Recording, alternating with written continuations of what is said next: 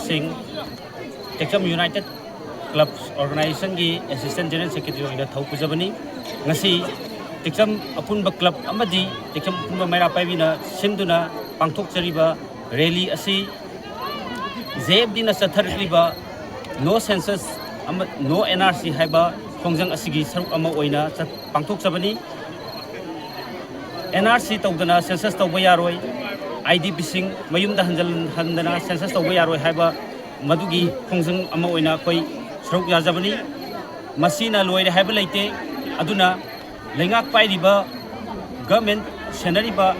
mayamnasu lengak loinasu ningsingbiu lengak ki mapudi miyamni lengak miyamna yadrabdi lengak leibanga moi aduna aikhoi hauji census tawgani haibasi thingbiu karigumba thingdaba taragadi masidagi hena makha ta khongjang chamchalakani haibasi aikhoi Techam Apunba Prajagi Firemni loina na JFT na sathariba khongjang khudimakta akoi Techam Apunba Prajana support tawri habisu thamjage Techam ki oina puri mairagi rile ma pangthok series taina te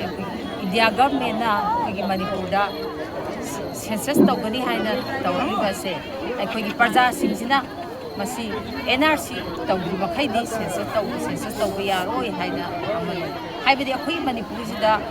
atopa miyansa mayam ama sangsilakpa masina maram waraga Manipur da asapa isu ma lakpa amadi akoi mayum makai lejetraba langjenduna leikraba IDP mayam amasu mayum makai mai thadoktana leibam leitana hujikse taqaungna leireba masigi matam sida akoi India government sina census tawri haiduna tawrliba asingba policy ase akoi leiriba Manipur gi akoi indigenous kangbu haitare akoi yellow mi singsina mase yaningdaba khongdok poina akoi se asigi rally si pangthok sabani masi pangthoriba rally si Manipur da leibiriba praja miyam haibdi yellow mi singsina sogatpi aduga akoi gi JFT na sangsalriba khongjang asida su akoi gi Manipur da leiriba yellow mi singsina nam sogatminasi aduga relay asibu mai pananaba mafam khudimakta loinaba Manipur da leiriba kasim koya leiriba khudimakta leiriba kuna su eli sapi haibadi makoina tawriba census se yaningde haibase mafam khudimakta akoi su uthoksi asigi damakta akoina rally se chatsabani ai ngasi press ki kuthangda haibdi media ki kuthangda ai ngasi khongdok charijini aduga akoigi India sarkar na tawriba policy program ase akoina asuki matik yaningde aduna yaragadi NRC je chana hanbiu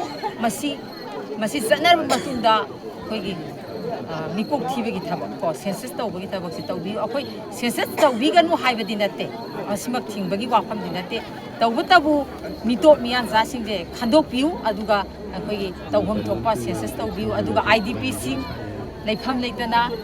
leiriba kangbu mayumda masagi hanagi mayumda lehanbiu aduga adugi matamduda akoigi census asi tawbiu haiduna akoi government gi side ta phungdokse Manipur! IDP sama-sama mayumda hajantana, sejak